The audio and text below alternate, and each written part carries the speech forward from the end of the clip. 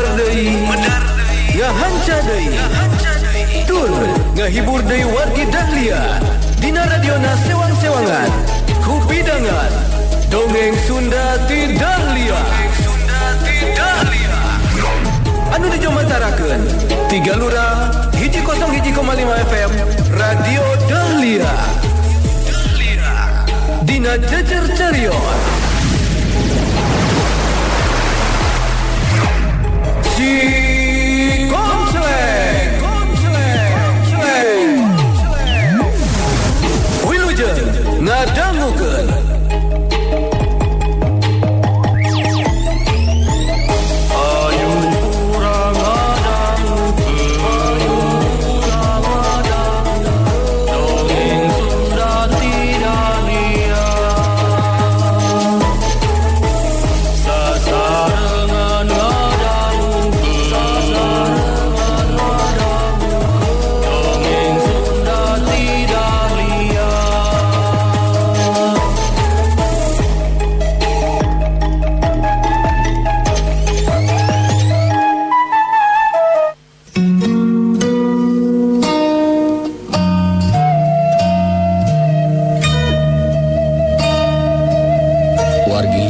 Dahlia kamari di Paguron Jayalaga nuju Gempungan nuju ke Rempel ngabadantenkeun pikeun nyerang ka Paguron Macan Bodas. Urang lajengkeun putus si Konceleng tanding titisan siluman karya Bagus Harespati.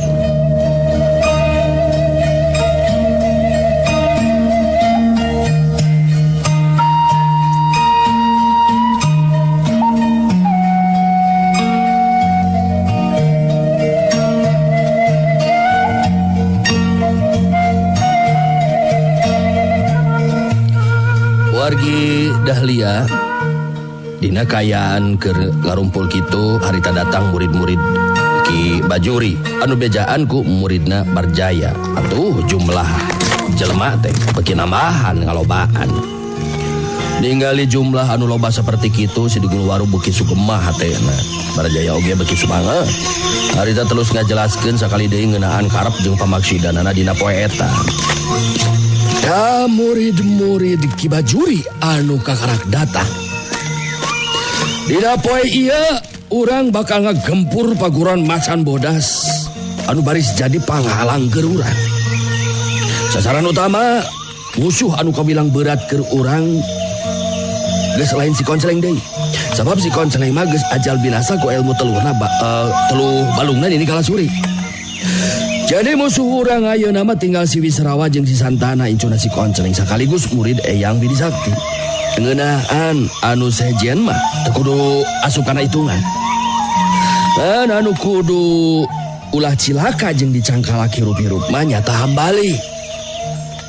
Geus beres ngayakeun riungan masing-masing harita kaluar ti jero rohangan bari terus nata diri marawa pakarang anu biasa sok digunakeun luyu jeung kamampuan sarta kabiasaanna sewang-sewangan.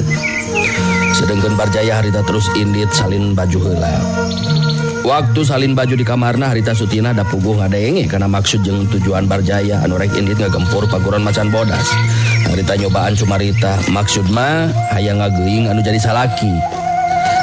Sakedana mah salirang teu aya emutan ngagempur ka Paguron Macan Bodas sagala rupi Kang Barjaya. Barki upami eta tindakan dilakukeun anu ngarti Kang Barjaya tos ingkar janji.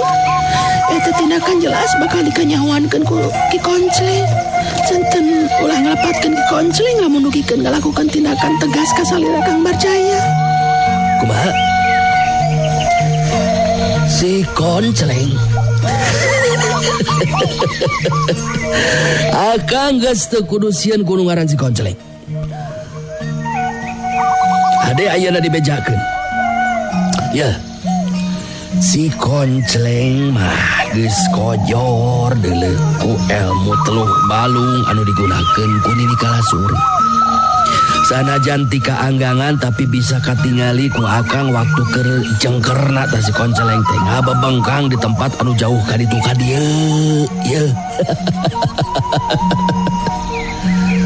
Sutina pugu bae kaget anu lain di kieuna ngadenge carita anti Barjaya anu saperti kitu. Menang sajongjongan mah teu bisa nyarita deui sedangkan Barjaya asa menang angin. Ngumbar kasuka hatena bari terus harita nyarita deui ditujukeun ka Sutina. Nu matak jelema anu dijadikeun tanggelan ku Sutina teh ukur tinggal ngaran ayeuna. Jadi lamun maneh betah kene aya di dieu Sutina ye. Montong rek loba pamolah deuleu. Ulah rek pipilueun kana urusan lalaki.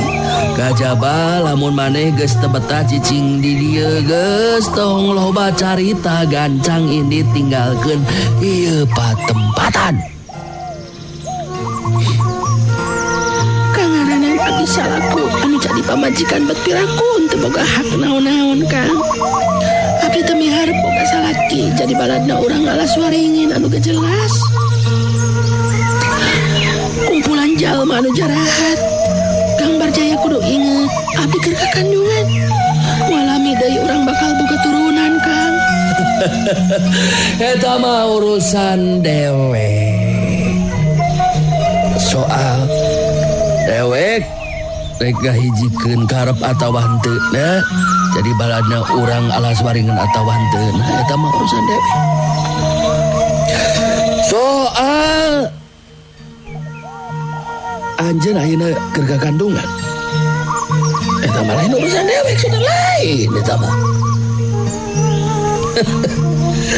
Salah sorangan. Beuteung make jeung melendung anakan. Lantaran eta budak aya dina jero beuteung Sutina nyawayahna we. Eta mah urus. Da kitu memang kuduna kangaranan jadi awewe. Dan urusan lalaki montong pipilu. Naon anu dilakukeun ku dewek eta urusan dewek kaharti. Kitu mah keur naon atuh abdi jadi pamajikan. Keur naon abdi make diampihan. Mun kitu mah abdi ngajeng tulung keur dianggap patung. Taya pisan pangajen teu jadi salaki. Naon hartina abdi aya di dieu lamun kaya kieu mah Kang. Nu mata kapanan tadi oge geus diomongkeun. Lamun geus teu betah cicing di dieu, gancang ini tingkah. Keur si Barjaya moal make kudu leungiteun ditinggalkeun ku pamajikan. Ngaranan lalaki mah bisa neangan deui deuleu. Jadi keur si Barjaya mah urusan bikang mah gampang Sutina. Beungeus ayeuna mah montong rek pipilueun kana urusan lalaki bisi ditina ku aing. Geus ganti baju, Barjaya terus keluar ti jero kamar. Pantau dari sini kena digebrugeun. Sutina ukur ngembang Cipanon. Beki ka Bandungan jeung karasa ieu nama kayaan dirina anu aya di dinya teh geus eueuh pisan pangajenna. Sutina jadi inget ka si Konceleng anu salila ieu jadi tanggalan dirina tur dipikasieun ku Barjaya. Tapi tetela ayeuna ukur tinggal ngaran. Beki tambah penggasa pangharepan Sutina dina waktu harita.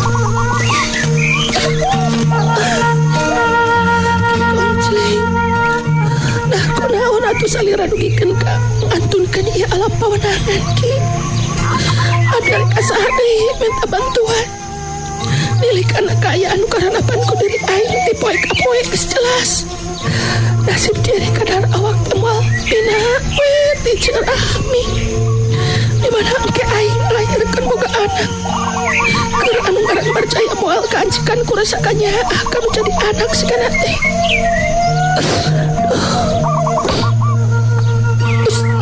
Aduh aku dapat dikersakan kieu atuh nasib diri abdi teh. Aing betul kerang diusir kieu sina ini. Lamun memang geus teu betah cicing ieu bener-bener geus teu boga perasaan Kang ngaranan Barjaya. Pokokna teh kitu. Lamun geus teu betah mah tinggal ini teh. Benar-benar Barjaya semoga perasaan naon-naon sekana teh. Sutina jadi ngumbar lamunan jeung kasedihna. Jadi ras inget ka Rahmi ngalakon kahirupan anu bakal sarua jeung anu karanapan ku Sutina ayeuna. Di mana engke ngalahirkan anak teh keur Barjaya mah teu ieu bakal jadi bahan perhatian jauheun bisa robah kalakuan.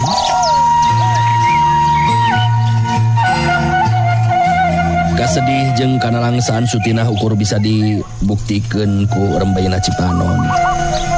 Kaayaan didinya beki lilabat asa beki tebetah lir upama aya di neraka. Ngabayangkeun nu nyorang lalakon kapeurih dina lambaran kahirupanana tur jadi korban barjaya. Bet kalangkang ngembongan jalma-jalma anu sajena. Malah make jeung inget ka Mang Odek sagala rupa anu milu ngabela mangsa Mang Odek ngabantu kasih konseling.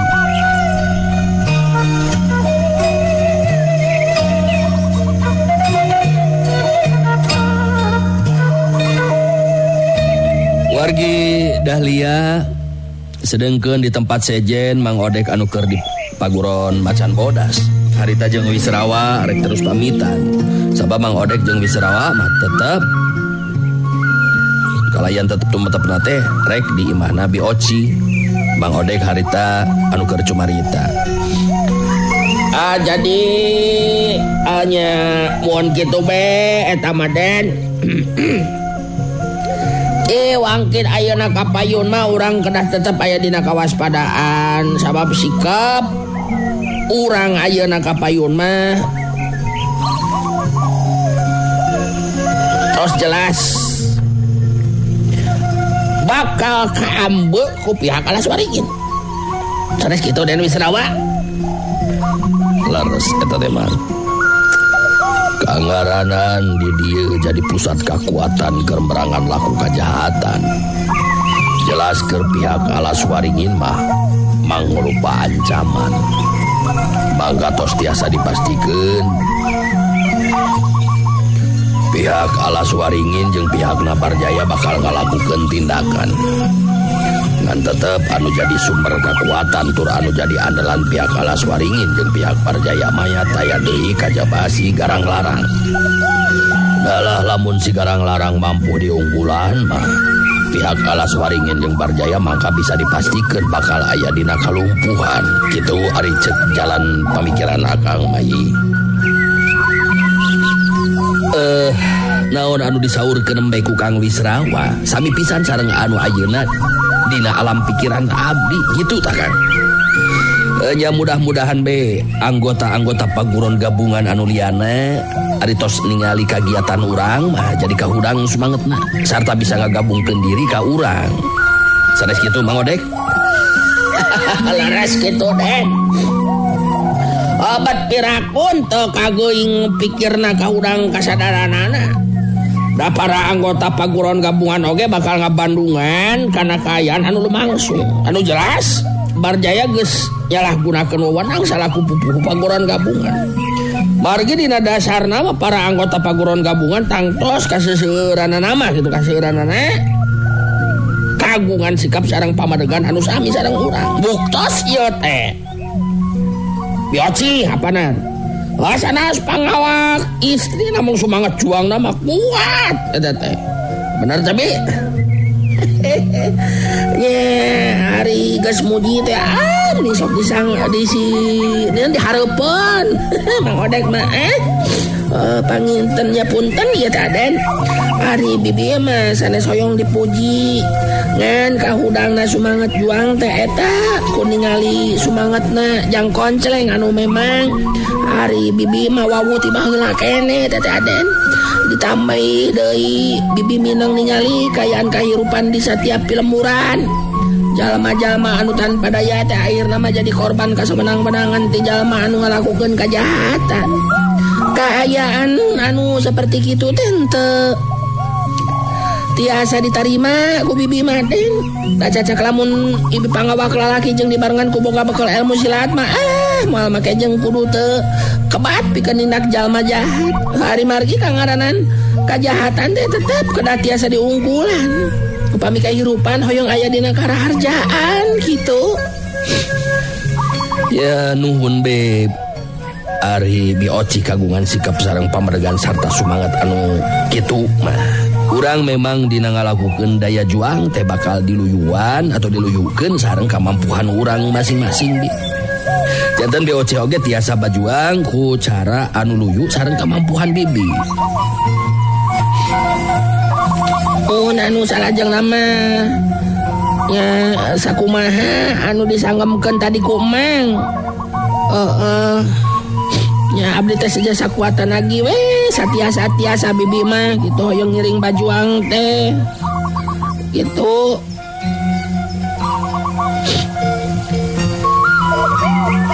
Da mun sakamampuhanna da kumaha tuh bibi sanes teh hoyong gitu ngalawan ku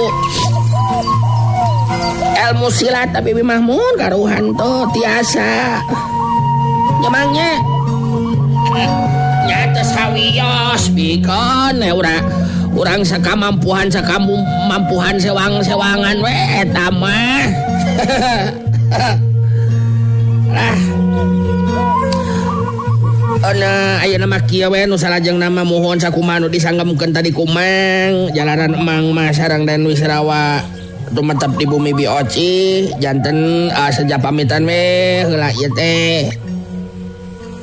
Yi Hambali upami aya naon-naon malangkung saya wartosan be ka ditu i apananda tetep teuing ti dieu teh jarakna sanesna naon akang aya di ditu teh ieu ngabaturan Mang Odek jeung ngajagaan Bioci pilih janten cariosan tatangga di ditu cicing saimah paduduan make anggapan tatangga teh kumaha panginten maklum mari sangkian jalmi masuk lain-lain teh kehartos ku abdi oge Kang ya muhun ayeuna mah langkung sae lalason be atuh heula Kang da tos jelas ari rancang urang mah apanan janten kasapukuan urang sadayana yang ngeunaan ki konceleng mah yang mudah-mudahan be atuh dina waktos anu teu lami tos tiasa kapendak tak kitu Kang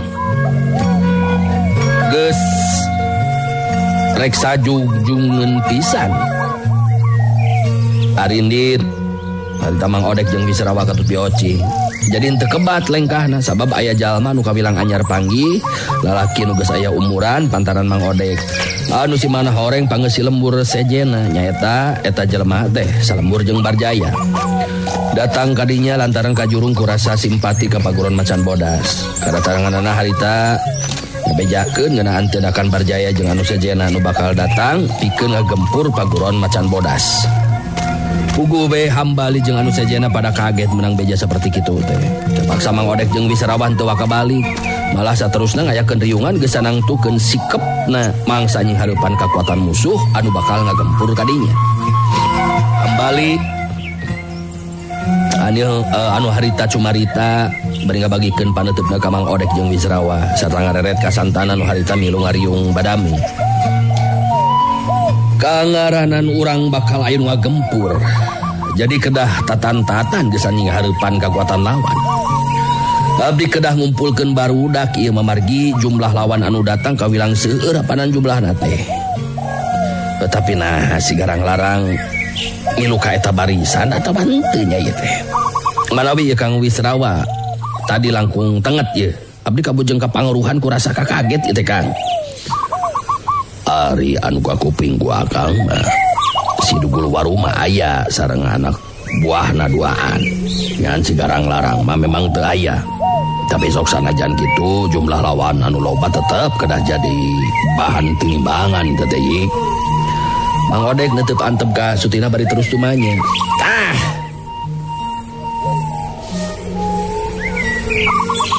ya ayeuna mah ieu we tinggal santana ieu cik-cik kumaha yo Mang moal ningali sapedah budak satepak yo kan cara nying harupan kekuatan lawan nu bakal datang ngagempur ka urang teh kudu kumaha ya teh itu cik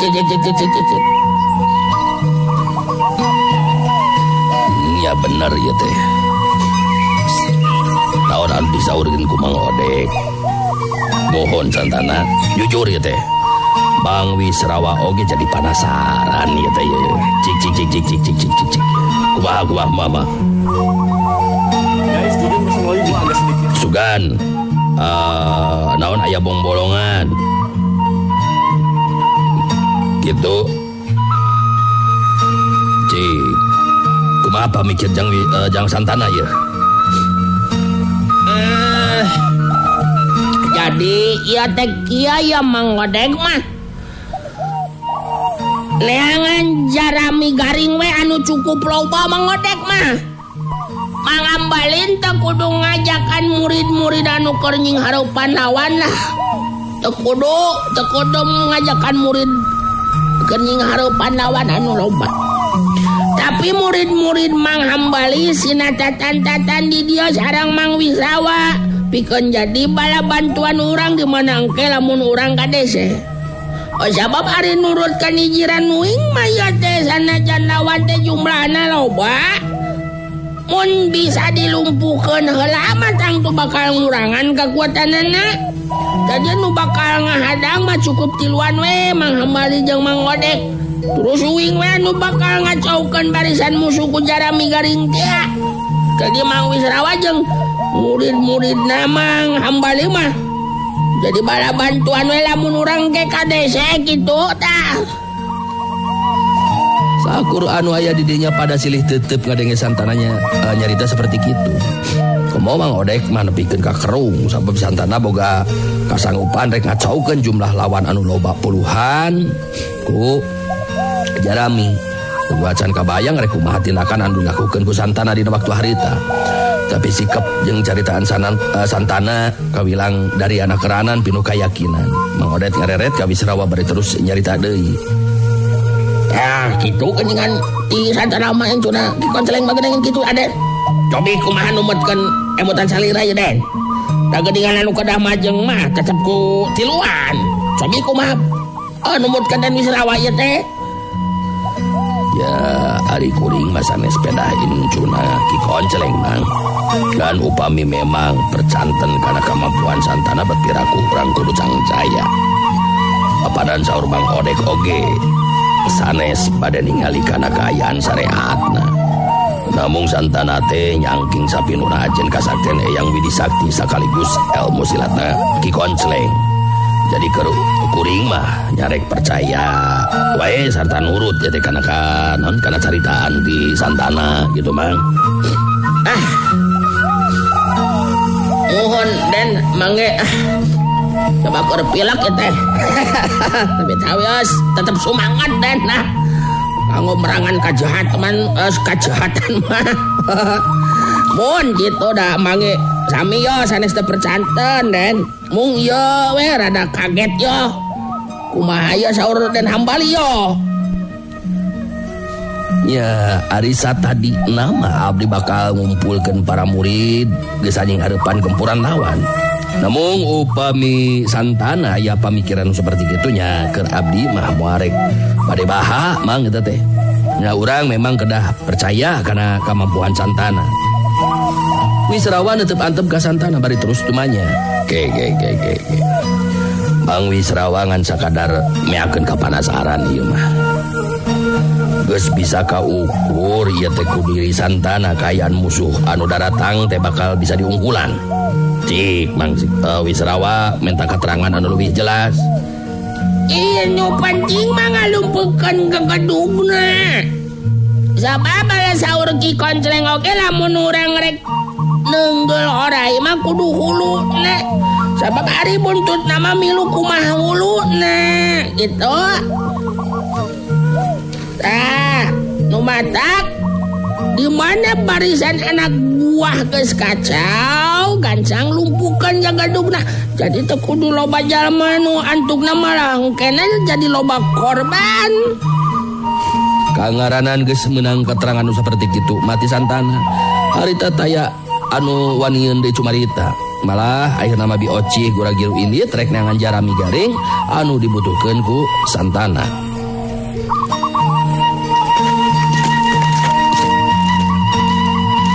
Dengkeun Hambali anu satadina rek ngumpulkeun jeung ngabejaan murid-muridna pikeun ngabantu. Jadi teu tulus lantaran dihalangan ku santana. Jadi Hambali saukur nitah murid-muridna sangkan iatna tatan-tatan pikeun jadi bala bantuan bareng jeung Wisrawa. Dina sajroning Mang Odek ngilu ngariu ngobrol, hate mah galecok ngomong sorangan, mikiran caritaan santana anu sanggup pikeun nying hareupan gempuran musuh anu padahal mah jumlahna teh aya kana puluhan jelema, da puguh gabungan ti murid-murid Barjaya jeung murid-muridna Ki Bajuri.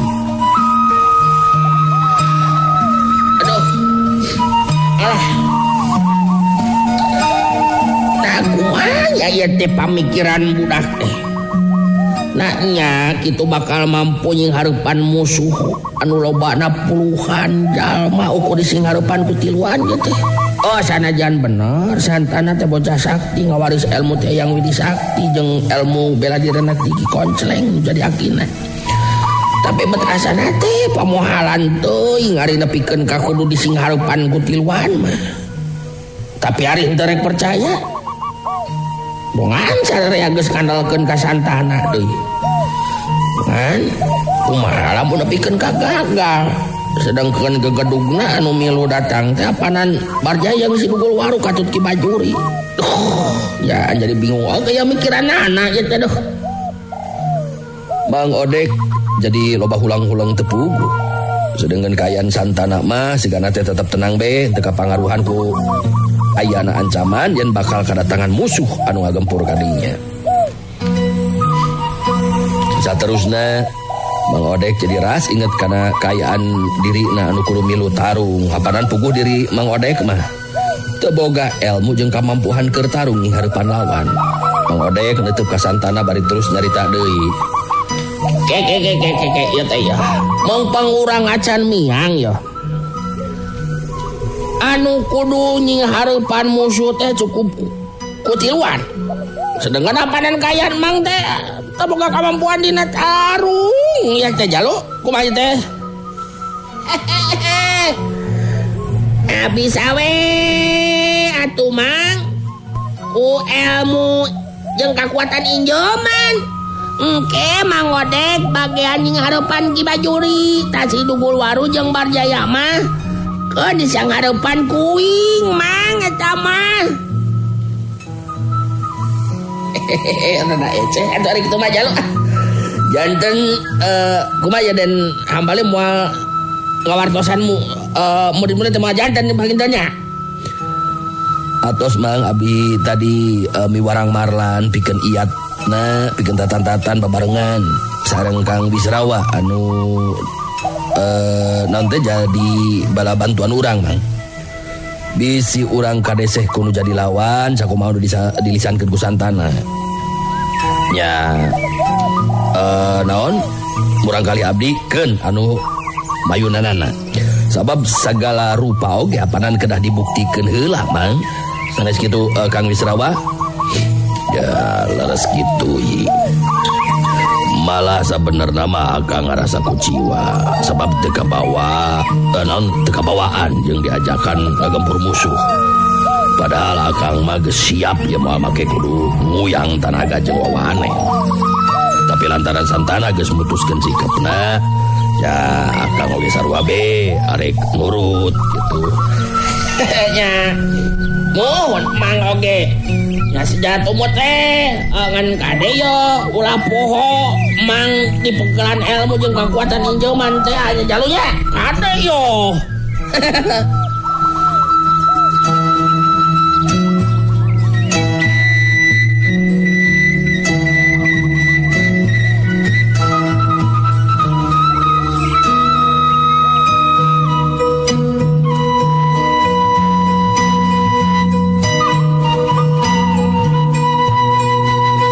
Wargi Dahlia waktu wanci deket ka pasa sore harita santana nu geus mawa jarami garing meunang ngalabi oci memang cukup loba.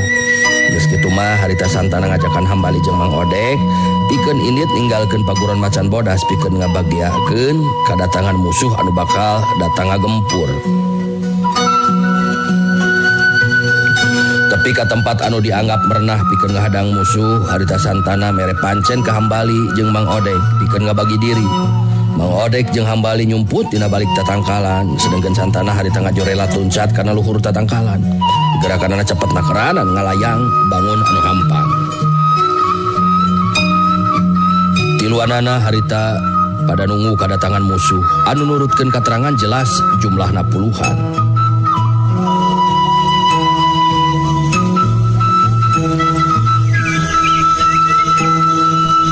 Sawatara lila anu didaguan teh harita tetela datang. Ngareupna katingali si dugul waru jeung Barjaya katut Ki Bajuri tarumpa kuda. Sedangkan di tukangeunana ngabaris puluhan urang jalma anu mawa pakarang seukeut. Eueuh anu lemor saurang-urang acan. Anu ngabaris teh taya lian ti murid-murid Barjaya jeung Ki Bajuri anu ngahijikeun diri. Waktosna wargi geuningan parantos teu nyekapan deui wae. Kada dipungkas deui ieu seriasikeun seleng dinten ieu kumaha lumangsungna tarung campuh antawis naon teh anggota paguron gabungan anu dipimpin ku Barjaya, Ki Bajuri, oge saya Sidugul Waru. Kumohon insyaallah lah urang hanca enjingnya dinten ieu mah jalaran waktos parantos teu nyekapannya wayahna pengten kedah ditunda deui wae. Siap punten anu kasuhun insyaallah enjing urang lajengkeun. Atuh sim kuring teu oleh-oleh ngaturkeun nuhun ye ka sadayana konseler-konseler anu mararanco teras ngalongkan radiona sewang-sewangan atanapi anu ngalangkungan like TikTok, Facebook, itu atur nuhun pisan terasa ratia ngadangukeun dongeng Sunda. Atur nuhun ya aya Deden Cipteng, Black Kopi, atur nuhun Mamah Apep. Mamah tos di Bandung deui. Teras oge Oma Weekend di Dadali. Salam baktos Mang Ohan di Sinarjaya Batu Jajar. Atur nuhun.